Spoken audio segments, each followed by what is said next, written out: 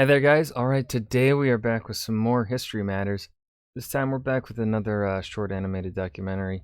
This time on why did Spain decline? I believe the large culprit is inflation of silver.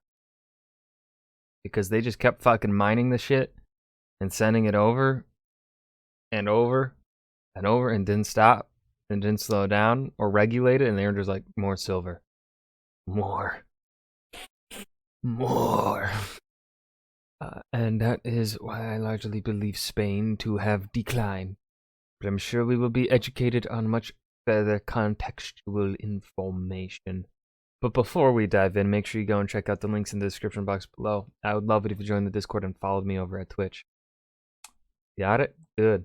Go ahead and dive right in. Spain was, since the discovery of the New World, at the forefront of European politics. Under Yes. Charles I and Philippe II, Spain was the cultural, military and economic master of the Western world. Its empire stretched from California to Cape Horn, and the immense riches of the Americas flowed back to Madrid. Spain's Habsburg rulers, alongside their relatives who ran the Holy Roman Empire, dictated European politics for centuries. Yet, this came to an end, and Spain was replaced as a global power by the Dutch, the French and the English. Not the Dutch. E-cat. The question is, why did this happen, and when was this process complete? At what point did Spain, the conquerors of a continent, lose the title of Europe's greatest power, and furthermore, when did it stop being a great power altogether? It was under Charles I and Philippe II that Spain's power in Europe was at its height. Yet it was during the later reign of Philippe II that things started to sour. The Spanish monarch was also known as the Catholic monarch and was dedicated to preserving and protecting the church. Two things on this front forced Spain's attention. First was the Muslim Ottoman Empire to the south, whom Spain wanted to keep out of Europe, and this culminated in the 1571 Battle of Lepanto, which, to put it mildly,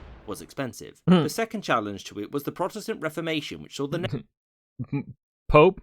More like the poop. Got him. Netherlands rebel against Spain, and also brought Philippe's kingdom into conflict with the English. All of Not these the things English. were quite expensive, not least the failure of the Spanish Armada, which basically bankrupted Spain. However, Philippe did manage to inherit Portugal and its empire too, which gave Spain a major boost. Philippe II died in 1598 and was succeeded by his son, Philippe III, who would, in 1618, bring Spain into the 30 Years' War against the Protestant powers of Europe.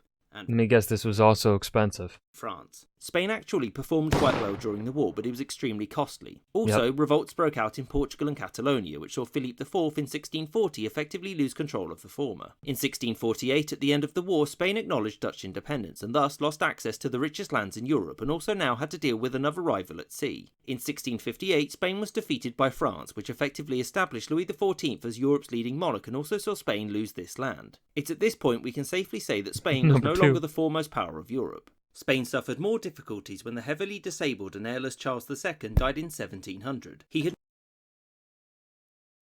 Inbreeding. Not even once. Yeah, well, the Habsburgs like to do it hundreds of times. He had nominated Philippe of Anjou, the grandson of Louis XIV, as his heir. This was unacceptable to many of Europe's powers because it made Spain a permanent ally of France, and so, war. This war, the War of the Spanish Succession, ended with Philippe taking up the throne on the condition that Spain and France never unite, and also that Spain give all of these territories to the Austrian Habsburgs. And despite all of this, Spain was still a great power, just a diminished one. In the century following the War of Succession, the Spanish sought to reform their kingdom and the empire with it. These reforms were especially pronounced during the reign of Charles III, who opened the empire's trade to other nations and introduced a much more direct form of governance. It was Charles III's son, Charles IV, whose actions meant Spain would lose its status as a great power. He sided with Napoleon during the Napoleonic Wars, but was himself ousted from power in 1808 and succeeded by his son, Ferdinand VII.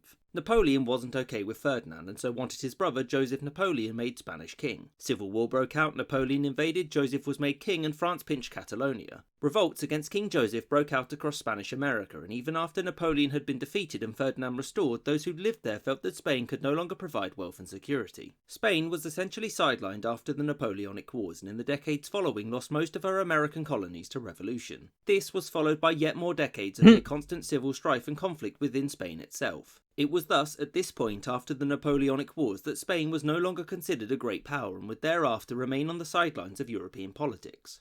I hope you enjoyed this episode. Okay, so it seemed they didn't really they kind of mentioned it as a constant thing happening is money. Each war they fought, expensive. Another war, expensive. Spanish Armada, gone, bankrupt, boom, blam, out of money. But it seemed more to do with, if anything, it seems that the War of the Spanish Succession was really the nail in the coffin here that sent them down the path of being incapable of recouping it, because they had to give up a lot of their European lands outside of, like, all of their European lands outside of Spain, to the Austrians, the Austrian Habsburgs. So yeah, that kind of stinks. So now I'm left wondering if the inflation bit had all that much to do with it. I feel like it had to, because maybe they would have been able to, if they had more properly controlled the inflation of silver, maybe they would have been able to better afford these wars and not stink. Who the fuck knows? I don't. I'm not a Spanish historian. But that was Why Did Spain Decline? A short animated documentary by History Matters. I hope you guys enjoyed. Remember to hit that like button and subscribe for more. I will see you guys in the next video. Peace.